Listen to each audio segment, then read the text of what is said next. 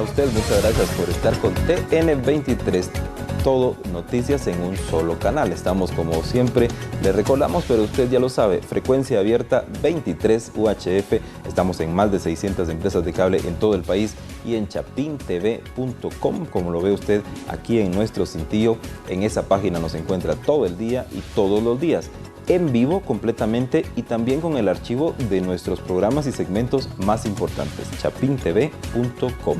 Ahora iniciamos el rostro de la noticia. En media hora son analizados temas importantes para la sociedad guatemalteca, y en estos momentos muy importantes se trabajan en el Congreso de la República una serie de reformas. Por fin se está tratando de hacer más grande la inclusión de mujeres y pueblos indígenas, pero hoy vamos a conocer cómo está esta propuesta que lleva muchos años de parte de algunos grupos y en este momento crucial para nuestro país, qué está sucediendo con ella. Me acompañan en este programa dos invitadas. En primera instancia tenemos a Juana Vázquez, quien es coordinadora general del Consejo Directivo Nacional de la Asociación Política de Mujeres Mayas Moloch. Bienvenida. Muchas gracias, buenas tardes. Y también tenemos entonces a Juana Vázquez, quien es Alicia López, directora ejecutiva de Moloch también. Bienvenida. Mucho gusto, gracias. A ustedes dos muchas gracias por estar con nosotros, y podemos empezar con usted para que empiece a contarnos entonces sobre las propuestas que hacen ustedes. ¿Desde cuándo? ¿Con quiénes más están trabajando? Claro. En Guatemala, pues bien sabemos que ya son más de 3 décadas de democracia en Guatemala. Sin embargo, las organizaciones y movimientos sociales de mujeres pues ya llevan alrededor de 2 décadas de trabajo, de estar impulsando lo que es una reforma a la ley electoral y de partidos políticos. Nosotras como Asociación Política de Mujeres Mayas Moloch pues nos integramos ya hace 1 década que estamos impulsando este proceso, en específico para la participación de mujeres indígenas y pueblos indígenas. Sin embargo, nos hemos encontrado en el camino a otras compañeras, a otros procesos. Sabemos que esta reforma tiene que ser integral y eso lo tomamos en cuenta. Nuestras mejores aliadas han sido Convergencia Cívico-Político de Mujeres, Alas de Mariposas, y ahora tenemos un espacio ampliado que es la Alianza de Mujeres y Mujeres Indígenas por el Acceso a la Justicia en Guatemala. Y estos procesos pues, nos ha conllevado a establecer varios diálogos, como también ir viendo a la par de lo que es la participación de mujeres y pueblos indígenas, lo que es la fiscalización de procesos electorales en nuestro país y otros que el clamor ciudadano, pues recientemente, el año 2015, pues también se concentra en esos cambios estructurales en nuestro país. Gracias. A usted también la misma pregunta sobre su experiencia y esta lucha que se mantiene desde hace mucho tiempo. Bueno, la búsqueda de la participación de la mujer y sobre todo la lucha es que sea el 50-50. Es un proceso bastante fuerte en el sistema de Guatemala. La verdad, hace falta mucha voluntad política de parte de los diputados. Entonces, por lo tanto, como mujeres tenemos que seguir adelante, tenemos que seguir avanzando, pase lo que pasa en los próximos días. Gracias. Y respecto a otros avances que se han logrado en los últimos tiempos. Miren, nosotras como desde los 3 ángulos donde se pudieron plantear lo que es la iniciativa de ley, se concretó en el Tribunal Supremo Electoral. Sin embargo, estuvimos en las mesas de trabajo que instaló el propio Congreso, lo que fue la plataforma ciudadana que convocó la Universidad de San Carlos de Guatemala. Estuvimos planteando esta propuesta de incluir a mujeres, a hombres y que sean los espacios alternos, es decir, cuando hablamos de paridad nos referimos a que hayan hombres y mujeres, hablamos de dualidad si lo queremos ver desde la cosmovisión maya, y es ahí donde planteamos la inclusión de pueblos indígenas, es decir, que todos tengamos la misma oportunidad de postularnos, de participar y que sea la ciudadanía guatemalteca quien decida al final cómo se integran estos espacios. Hasta el momento ha sido crucial, está en el ambiente y ha sido difícil que estos procesos puedan pasar. Ayer fue otra de las concentraciones muy grandes que se tuvo en el Congreso de la República. Sin embargo, el artículo 3 pues no lo aprobaron los diputados, solo obtuvo 77 votos, que eso ya plantea cómo organizar a nivel interno los partidos políticos que integren a mujeres hombres y pueblos indígenas. O sea, vemos que es posible que solo un 20 o 30% de lo que se planteó en estas reformas pueda quedar, porque al final creemos que los diputados están velando por intereses muy particulares y que se les olvidó que hay un clamor ciudadano y que hay una ciudadanía pendiente, latente a estos resultados que puedan entregar, pese a que ya habían revisado esta misma ley, que lo mandaron a la Corte de Constitucionalidad según su procedimiento, regresó y ahora todavía lo están analizando artículo por artículo. Gracias. ¿Cuál ha sido a grandes rasgos la participación en política de la mujer y de la mujer indígena en Guatemala? Bueno, Moloch, que ha sobre todo incidido en este espacio, dando la oportunidad a la formación y capacitación de las mujeres en el campo. Ahorita estamos trabajando en 10 departamentos, tratando sobre todo de avanzar para que las mujeres tengamos acceso a la participación política. En ese sentido, Moloch ha dado talleres, diplomados, encuentros, y creemos que estamos avanzando. Sin embargo, a comparación de toda la población, hace falta muchísimo por hacer. Tenemos que la necesidad de ir articulando esfuerzos con otras iniciativas, con otras instancias, para que sea un movimiento de mujeres. Lo que buscamos que llegue en el futuro a un movimiento de mujeres y que pueda incidir en las esferas del Estado y sobre todo en el legislativo para conseguir esa participación. Como indígenas somos la mayoría de la población, como mujeres, mayoría inscritos en el Tribunal Supremo Electoral, empadronados. En ese sentido, podemos decir que hay condiciones de mucha participación. Sin embargo, todavía no se ve esa valoración de parte de los diputados, de parte de empresarios. Ven que no hay capacidad o, bueno, sabemos que los intereses, sobre todo de partidos políticos, de diputados, ¿verdad? Los intereses es lo que prioriza. No ven a la población en general, en su conjunto, que formamos 4 pueblos y que debería haber participación de los 4 pueblos. Entonces, por lo tanto, nuestra lucha sigue hasta conseguir y tenemos que avanzar. No debemos de desmayar. Como digo, no sabemos lo que pasa en los próximos días. Vimos ayer diríamos, los diputados, sobre todo aquellos que están muy reacios a la participación de la mujer. Pero, ¿cómo es posible que viendo la población está conformada mayoritariamente de mujeres, ¿verdad? Entonces, ¿por qué? ¿Cuál es el interés fundamental de ellos? Más que su capital, su partido y no el pueblo. Gracias, ya que usted ha mencionado a los diputados y hablemos también de las diputadas. Se dice que algunas de ellas incluso no están apoyando esta propuesta. ¿Qué opina? Sí, seguramente nosotras sabemos que las decisiones en el Congreso se deben a bloques y en este caso cada bancada pues también tiene su propia visión. Repito, se ha centrado en partidos políticos, no hay una visión de nación, de un Congreso que pudiera decir, bueno, somos los legisladores y vamos a legislar a favor de la ciudadanía, no lo hay. Entonces, seguramente, y sí hay 2 diputadas que han declarado no votar a favor de la paridad, pero hay que entender bajo qué circunstancias obedece esas decisiones. Tampoco hay que quitarles la responsabilidad de decisión como funcionarias, como legisladoras. Sin embargo, nosotras consideramos que eso no es significativo, sabiendo que cómo han sido los procesos de llegar a los partidos políticos, cómo los partidos políticos también han cooptado liderazgos que tal vez no han llenado lo que es la idoneidad que plantea nuestra Constitución Política de la República. En este caso nos referimos al artículo 113, que bien eso es lo que nos plantean ahora que las mujeres, los pueblos indígenas, todavía no existe esa capacidad y esa idoneidad de postularse a candidaturas de elección popular.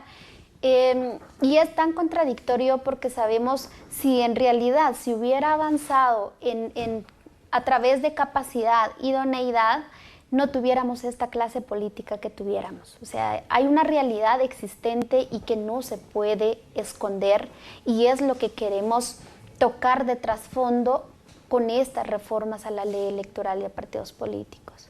Gracias, entonces ambas en este momento iremos a la pausa, pero vamos a volver de inmediato entonces hablando sobre esta propuesta y esta lucha sobre inclusión, mujeres y mujeres indígenas en temas políticos. Ahora volvemos.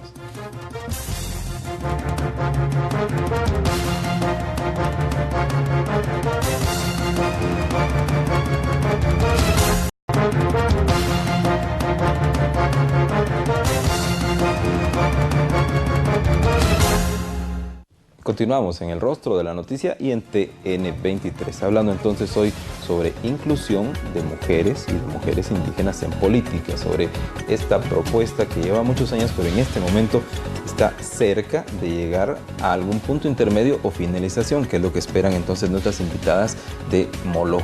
Estábamos hablando y usted nos refería también, aparte del aspecto político, los empresarios. Decía usted que también deben hacer cierta conciencia. ¿A qué se refería con eso?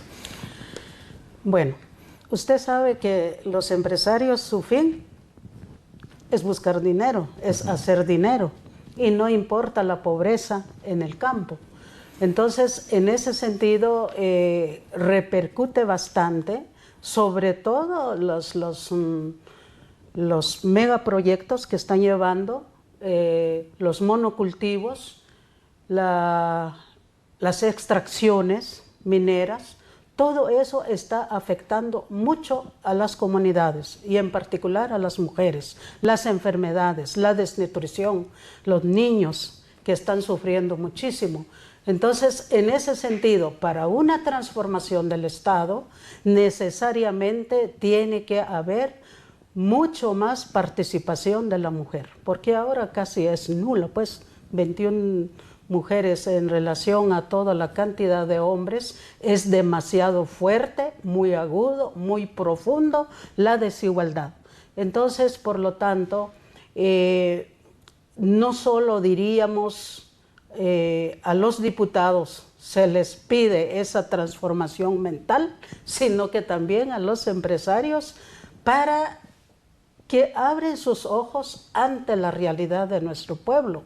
La verdad nos preocupa mucho cuando se ve que realmente no les interesa la vida de la gente, no les interesa la participación de la mujer, ¿verdad?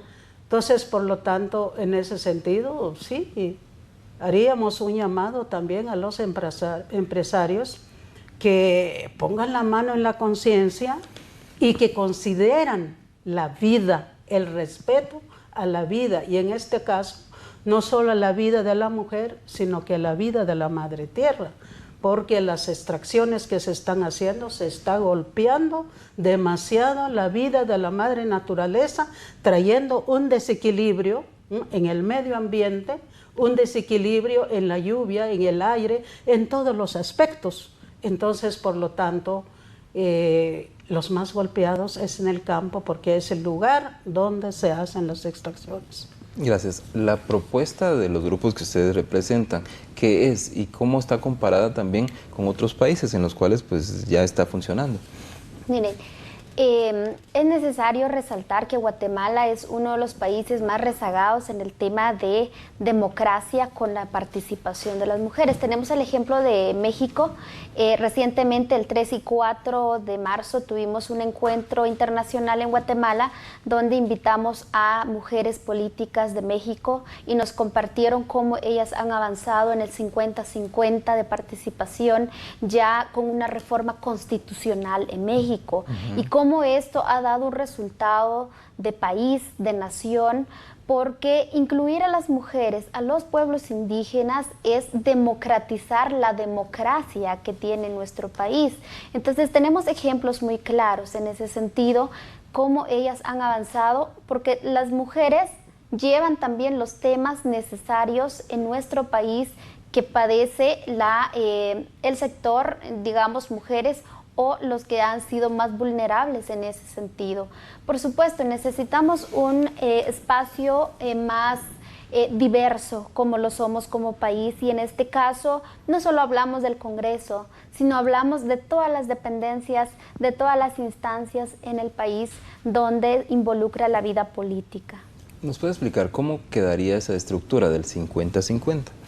Claro, cuando hablamos del artículo 212, que es donde planteamos la paridad, la alternabilidad y la inclusión de pueblos indígenas, es decir, si el primer candidato que va es un hombre, iría una mujer en segundo espacio en casillas, digamos, porque como nuestras listas son cerradas, y luego sigue un hombre, sigue una mujer. Y lo que es la cuestión proporcional de pueblos indígenas va a depender de la región que estemos hablando o el distrito que estemos hablando, según lo que la misma Corte de Constitucionalidad lo dijo, ¿verdad? Todo va a depender, y seguramente esto va a necesitar de otros mecanismos. Hablamos del Tribunal Supremo Electoral, que tiene que ver otro apartado de cómo hacer desagregados de datos de pueblos indígenas que no los hay. Hablamos de RENAP, hablamos también de los datos estadísticos, cuándo vamos a tener otro censo, y ese censo tiene que ser de manera concreta, muy realista, que pueda reflejar la diversidad y en porcentaje que tenemos en Guatemala. Gracias. ¿Qué nos puede comentar usted también respecto a la participación de la mujer, pero en cargos de elección popular, tanto como alcaldes, es decir, alcaldesas, y también funcionarias de gobierno designadas? Bueno, la necesidad de transformación, por supuesto, desde todas las esferas, ¿verdad? Desde las comunidades a nivel municipal, ¿verdad? Pueden participar mujeres para candidatas a ser alcaldesas, pueden participar de síndico, de los diferentes puestos que hay en las corporaciones municipales, como también en otros espacios como los COCODES, los CODER, a nivel departamental, ¿verdad? A nivel regional y a nivel nacional. Entonces, por lo tanto, el crecimiento, diríamos, de la participación política empezará desde lo pequeño para llegar a lo grande, ¿verdad? En ese sentido, la cosa es crear conciencia en esta participación, de manera que hay oportunidades en todos los aspectos de participación política para la mujer. Y por supuesto, pueblos indígenas, ¿verdad? No solo hablar de mujer, sino que también, dada la opresión, la exclusión, la discriminación, hay esa necesidad de hablar de los pueblos indígenas, mayas, garífunas, xincas, en ese sentido.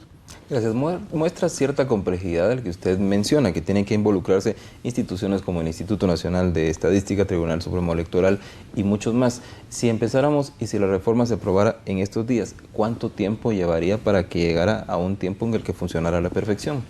El Tribunal Supremo Electoral, hablamos con los magistrados sobre este tema, cómo va a ser la parte operativa, y ellos esperarían que esta reforma, si se diera, tendría que salir este año para que el mismo tribunal pueda instalar los mecanismos que necesita. O sea que estas reformas urgen. Por eso es que planteamos que tiene carácter de urgencia nacional. Sin embargo, vemos en la medida en que van, hay muchos artículos. Si bien sabemos que esta reforma es de rango constitucional porque es integral, se entrelazan.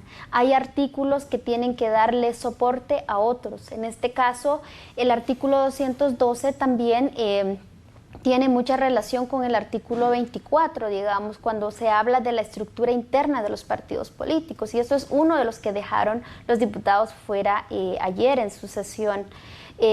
Como también el tema de la fiscalización. Sí lo aceptaron, pero había una propuesta donde el tribunal podía integrar con participación de la ciudadanía, hombres y mujeres, para hacer la fiscalización, y esa parte no quedó.